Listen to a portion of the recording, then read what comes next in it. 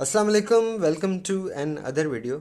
आज हम इस वीडियो में बात करने वाले हैं प्रोसेस वैलिडेशन के बारे में। जैसे कि हमने इम्पोर्टेंस ऑफ वैलिडेशन और वैलिडेशन की जो भी टाइप्स हैं उसको हम इंडिविजुअली वीडियोस के साथ डिस्कस कर चुके हैं। जैसे कि हमारे पास इक्विपमेंट वैलिडेशन, क्लीनिंग वैलिडेशन और एनालिटिकल मेथड वैलिडेशन को हम डिस्कस कर चुके हैं।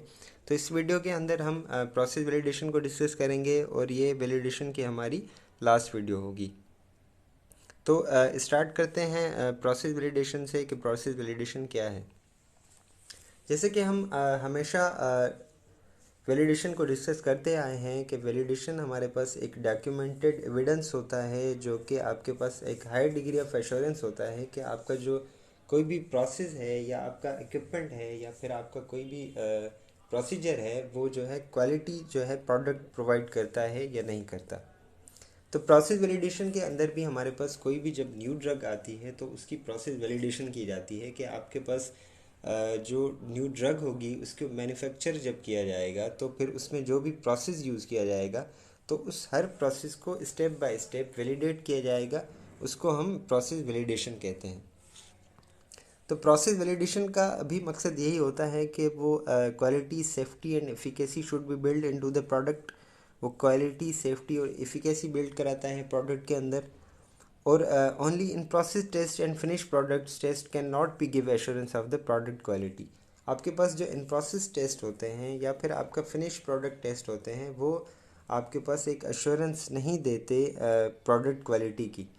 तो because of it, every step of product manufacturing process should be controlled and assured that finished product passes all test as per specification। तो उसके हवाले से हर स्टेप की जो है उसको कंट्रोल किया जाता है और अश्योर किया जाता है कि आपका जो फिनिश प्रोडक्ट है passes all test as per specification. जो आपकी फिनिश प्रोडक्ट है उसके हर टेस्ट उसने पास किए हैं एज पर स्पेसिफिकेशन के साथ। तो process validation, so how should we proceed for process validation as per US FDA guideline of process validation as per follows. अगर हम यूएस एफडीए की गाइडलाइन को देखें तो फिर हम प्रोसेस वैलिडेशन जो है कुछ इस तरह से परफॉर्म करेंगे। हमारे पास कुछ उसके स्टेजेस हैं जिसके अंदर प्रोसेस वैलिडेशन जो है परफॉर्म की जाएगी। फर्स्ट स्टेज है हमारे पास प्रोसेस। तो इसमें एक जो है प्रोसेस जो है डिज़ाइन जो है इसमें एक प्रोसेस का एक डिज़ाइन प्रोसेस डिज़ाइन किया जाता है जिसके अंदर जो है the commercial manufacturing process defines during this stage and based on knowledge gain through development and scale up activities. आपके पास जो भी चीज़ें होती हैं, मतलब जो भी आप प्रोसेस जो है वो यूज़ करेंगे तो उस प्रोसेस का डिज़ाइन जो है वो क्या होगा। जब आप कमर्शियल मैन्युफैक्चरिंग करेंगे तो उस कमर्शियल मैन्युफैक्चरिंग का जो प्रोसेस होगा वो किस तरह से किया जाएगा, तो वो नॉलेज बेस्ड जो है डेवलपमेंट नॉलेज बेस्ड होता है और उसमें एक प्रोटोकॉल रेडी किया जाता है। पूरी स्टोरी जो है बताई जाती है कि आपका जो प्रोसेस डिज़ाइन है वो इस तरह से किया जाएगा। उसके बाद आपके पास स्टेज 2 होता है process qualification. During this stage, the process design is evaluated to determine if the process is capable of reproducible commercial manufacturing। इसमें क्या होता है कि आपने जो प्रोसेस डिज़ाइन किया हुआ है तो उस प्रोसेस की क्वालिफिकेशन की जाती है कि आपका जो आपने जो प्रोसेस डिज़ाइन कर लिया है तो वो क्वालिफाइड है उसके लिए कि आपका जो है कमर्शियल जो है मैन्युफैक्चरिंग जो है वो कर सकता है।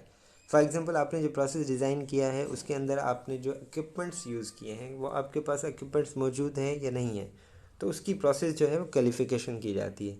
उसके बाद हमारे पास स्टेज 3 होता है कंटिन्यूड प्रोसेस वेरिफिकेशन। इसमें क्या होता है कि आपके पास एक जो है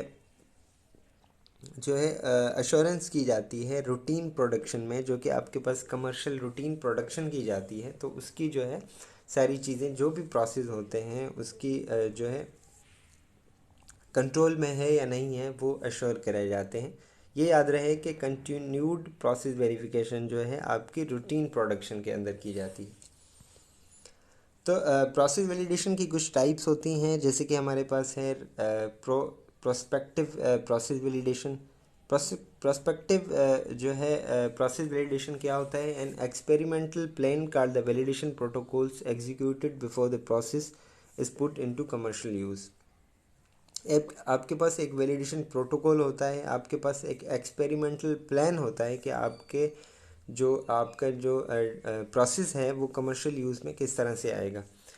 इसकी जो है एग्जांपल इस तरह से हम ले सकते हैं कि जब आप न्यू जो है प्रोडक्ट लॉन्च की जाती है तो उसका जो प्रोसेस होता है, फॉर एग्जांपल हमारे पास 20 kg का बैच है, तो रिसर्च एंड डेवलपमेंट डिपार्टमेंट कुछ केजीज़ जैसे कि 2 या 5 kgs का कुछ जो बैच जो है उसके एक्सपेरिमेंट्स करते हैं और उस बैच को जो है परफॉर्म किया जाता है। उसके बाद जो है उसकी सारी एक्टिविटीज़ परफॉर्म की जाती हैं या उसकी टेस्टिंग की जाती है, तो उसके हिसाब से जो है वो वैलिडेशन बनाया जाता है। तो most validation efforts required some degree of perspective experimentation to generate validation support data. मतलब कि कुछ एक्सपेरिमेंट किए जाते हैं, जैसे कि मैंने बताया कि प्रोडक्ट डेवलपमेंट जो है कुछ वो एक्सपेरिमेंट्स करता है, उसके हिसाब से जो है वो वैलिडेशन डेटा जो है बनाया जाता है। It is normally carried out in connection with the introduction of a new drug products. ये जो है ज़्यादातर न्यू ड्रग प्रोडक्शन के हवाले से किया जाता है और उसके जो है मैन्युफैक्चरिंग प्रोसेस के हवाले से जो है परफॉर्म की जाती है। तो prospective validation should following details. Prospective validation जो आपकी की जाएगी उसमें कुछ ये डिटेल्स जो हैं आपके पास मौजूद होंगी। फर्स्ट ऑफ ऑल है short description of the process. Process की कुछ डिस्क्रिप्शन होगी। उसके पास होगा summary of the critical processing steps to be investigated. आपके पास अगर उस प्रोसेस के अंदर कोई ऐसे क्रिटिकल प्रोसेस हैं तो उसकी समरी भी इन्वेस्टिगेट की जाएगी। उसके बाद list of the equipments to be used along with their calibration status. उसके बाद आपके पास इक्विपमेंट की लिस्ट होगी कि ये इक्विपमेंट आपका मैन्युफैक्चरिंग प्रोसेस के जो है दौरान यूज़ किए जाएंगे और उसके साथ उसकी कैलिब्रेशन स्टेटस भी होंगे। उसके बाद finish product specification for release. उसके बाद फिनिश प्रोडक्ट स्पेसिफिकेशन होगी फॉर रिलीज़ के लिए। उसके बाद list of analytical methods. Analytical method की आपके पास एक लिस्ट होगी। फॉर एग्जांपल क्यूसी में जो टेस्टिंग की जाती है क्वालिटी कंट्रोल डिपार्टमेंट के अंदर, तो उसकी भी लिस्ट होगी कि ये जो इसकी टेस्टिंग की जाएगी वो इस एनालिटिकल मेथड के ज़रिए की जाएगी। Proposed in process controls with acceptance criteria.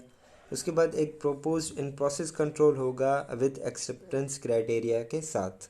Additional testing to be carried out. अगर उसमें कोई एडिशनल टेस्टिंग की जाएगी तो वो भी मौजूद होगी, या एडिशनल टेस्टिंग परफॉर्म भी की जाएगी उसके साथ।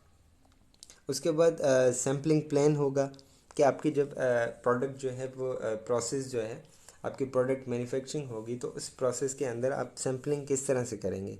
Methods for the recording and evaluating results. उसके बाद जो है मेथड्स होंगे recording and evaluating the results. उसके बाद functions and responsibilities propose time table. उसके बाद जो है रिस्पॉन्सिबिलिटीज़ किस किस की होंगी या क्या फंक्शन किसके होंगे वो भी इंट्रोड्यूस्ड होगा और उसके बाद एक प्रपोज टाइम टेबल भी दिया जाएगा। उसके बाद प्रोसेस वैलिडेशन के अंदर हमारे पास होता है concurrent validation. It's come when first 3 batches of the product being manufacturing on the production scale very closely. ये तब परफॉर्म की जाती है, मतलब कि जब 3 बैचेस जो हैं वो मैन्युफैक्चरिंग ऑन प्रोडक्शन पे लगाए जाते हैं, मतलब फॉर द कमर्शियल यूज़, तो उसकी क्लोजली जो है वो वैलिडेशन परफॉर्म की जाती है हर स्टेप की। It will give all data required for accessing the batch manufacturing on production scale. This data collected during batch manufacturing will give precise in depth idea about the fundamentals. उस process के अंदर जो जो activities perform की जाएंगी उसका सारा data जो है वो कलेक्ट किया जाएगा और जो उसकी डेप्थ जो है एनालिसिस की जाएगी कि ये प्रोसेस जो है वो इस तरह से परफॉर्म हुआ है और उसकी सारी जो है आपके पास जो है डेटा जो है वो मौजूद होगा 3 बैचेस का। उसके बाद and with the help of the trend analysis and test result manufacturing process time stability can one can perform. उसकी स्टेबिलिटी जो है परफॉर्म की जाएगी थ्रू द टेस्ट रिजल्ट के साथ। और concurrent validation through out products, और उसकी जो है वैलिडेशन की जाएगी through out products shelf life. उसकी जितनी भी शेल्फ लाइफ होगी तब तक उसकी जो है वैलिडेशन जो है वो जो है जारी रहेगी। मतलब जब तक वो प्रोडक्ट जो है मार्केट के अंदर होगी तब तक उसकी वैलिडेशन जो है परफॉर्म होती रहेगी या उसकी स्टेबिलिटी जो है वो परफॉर्म होती रहेगी। Concurrent validation is a validation which is carried out during production. ये याद रहे कि कॉन्करेंट वैलिडेशन वो वैलिडेशन का पार्ट है जो कि प्रोडक्शन के दौरान किया जाता है। Concurrent validation is appropriate when it is more appropriate to validate process during routine production due to well understanding of the process. Concurrent validation जो है appropriate तब होती है जबकि आपका जो प्रोडक्शन है वो रूटीन यूज़ में आती है. फॉर एग्ज़ाम्पल जब वो प्रोडक्शन डिपार्टमेंट के पास आ जाती है और उसकी रूटीन प्रोडक्शन की जाती है तो उसकी concurrent validation जो है appropriate होती है. Extensive testing and monitoring and ensure the desired quality characteristics of product with higher degree of confidence. उसके बाद जब आप डेटा कलेक्ट करते हैं, एक एक्सटेंसिव टेस्टिंग की जाती है तो एक हाई डिग्री ऑफ जो है कॉन्फिडेंस जो है वो आ जाता है about the quality of the product. उसके बाद हमारे पास होता है retrospective validation. Retrospective validation is done on ongoing processes and process controls which have not gone through concurrent validation process. ये रेट्रोस्पेक्टिव वैलिडेशन के अंदर वो चीज़ें जो है परफॉर्म की जाती हैं जो कि आपके कंकरेंट वैलिडेशन प्रोसेस के अंदर परफॉर्म नहीं की जाती. For this validation we can use historical data of the manufacturing based with proper documentary evidence which shows process is working as it is intended to work. इसके अंदर क्या होता है कि आपका जो बेस जो है वो मैन्युफैक्चर किया जाता है प्रोडक्शन के अंदर, तो उसका जो हिस्टोरिकल डेटा होता है सारा उसको रिव्यू किया जाता है और उसमें ये देखा जाता है कि आपका जो भी प्रोडक्शन के अंदर जो भी प्रोसेस यूज़ हुआ है या आपने जो भी डेटा कलेक्ट किया है तो वो जो हिस्टोरिकल डेटा कहलाता है. तो वो डेटा जो है उस डेटा मतलब उस डेटा के हवाले से उस प्रोसेस ने इस तरह से काम किया गया है जैसे कि उससे काम हमें लेना था. Because of it this type of validation only acceptable in well established process. It cannot be performed when there is any change in API vendor formulation changes. तो ये याद रहे कि जो रेट्रोस्पेक्टिव वैलिडेशन है वो प्रोसेस वैलिडेशन का ही part होगा और ये वैलिडेशन जब उसका प्रोटोकॉल बनाया जाएगा तो उस प्रोटोकॉल के हिसाब से की जाएगी. ऐसे ना कि आप रेट्रोस्पेक्टिव वैलिडेशन तब परफॉर्म करो जब आप उसके अंदर कोई चेंज कर दो API वेंडर या फार्मूलेशन के अंदर, तो ये जो है एक्सेप्टेबल नहीं होगी रेट्रोस्पेक्टिव वैलिडेशन के अंदर. और रीवैलिडेशन को हम हर वैलिडेशन में डिस्कस करते आएंगे कि रीवैलिडेशन जो है वो आपकी कब यूज़ होगी, अब रीवैलिडेशन कब करोगे. तो ये आपको याद रखना है कि ये जो प्रोसेस वैलिडेशन का मेथड है ये बहुत लंबा मेथड होता है, इसमें जो है काफ़ी सारा टाइम कंज्यूम हो जाता है. तो इसीलिए वैलिडेशन जो है हमेशा एक बार ही परफॉर्म की जाती है प्रोसेस वैलिडेशन. तो रीवैलिडेशन तब तक नहीं की जाती जबकि आप प्रोटोकॉल के अंदर कोई चेंजेस नहीं लाते. जब प्रोटोकॉल के अंदर आपके चेंजेस आ जाती हैं, आपके प्रोसेस के अंदर कोई चेंज आ जाता है तो आप उसकी रीवैलिडेशन परफॉर्म करते हैं. उसमें कुछ चीज़ें हैं कि आप री वैलिडेशन कब परफॉर्म करेंगे. Site to site transfer of product, अगर आपने प्रोडक्ट की ट्रांसफ़र कर ली है किसी दूसरी उसमें साइट में. Changes in the plant, the product, the manufacturing process, the cleaning process, या आपने कोई चेंज कर दिया है प्लांट के अंदर, प्रोडक्ट के अंदर, मैन्युफैक्चरिंग प्रोसेस के अंदर कोई चेंज किया है, आपने क्लीनिंग प्रोसेस के अंदर चेंज किया है, या आपने कोई भी ऐसी चेंज की है जो कि प्रोडक्ट को डायरेक्ट या इनडायरेक्ट जो है वो अफेक्ट करती है, तो आपको रीवैलिडेशन जो है परफॉर्म करनी पड़ेगी. चेंज इन बेच साइज़ के अंदर कोई चेंज किया है, आपने बेच साइज़ को इंक्रीज़ किया है या फिर आपने बेच साइज़ को डिक्रीज़ किया है. फॉर एग्जांपल आपने जब प्रोटोकॉल बनाया था तो प्रोटोकॉल आपने 20 kg के हिसाब से बेच साइज़ के हिसाब से बनाया था और आपने उसके अंदर कोई चेंजेस कर दिया अपने जो है कमर्शियल रिक्वायरमेंट की वजह से या मार्केट रिक्वायरमेंट की वजह से आपने वो 30 kg कर दिया या फिर आपने 15 kg कर दिया, तो फिर आपको रीवैलिडेशन जो है परफॉर्म करनी पड़ेगी. अनएक्सपेक्टेड चेंजेस एंड डेविएशंस में B observe during self inspection और ऑडिट और during the continuous trend analysis the process data. या फिर कोई ऐसी अनएक्सपेक्टेड चेंज आ जाती है या कोई मेथड जो है डेविएट हो जाता है तो उसके लिए भी जो है आपको जो है वैलिडेशन परफॉर्म करनी पड़ेगी. तो इसमें जैसे कि मेंशन हुआ है, it can be divided into 2 types. Revalidation after any change shows the effect on the product quality.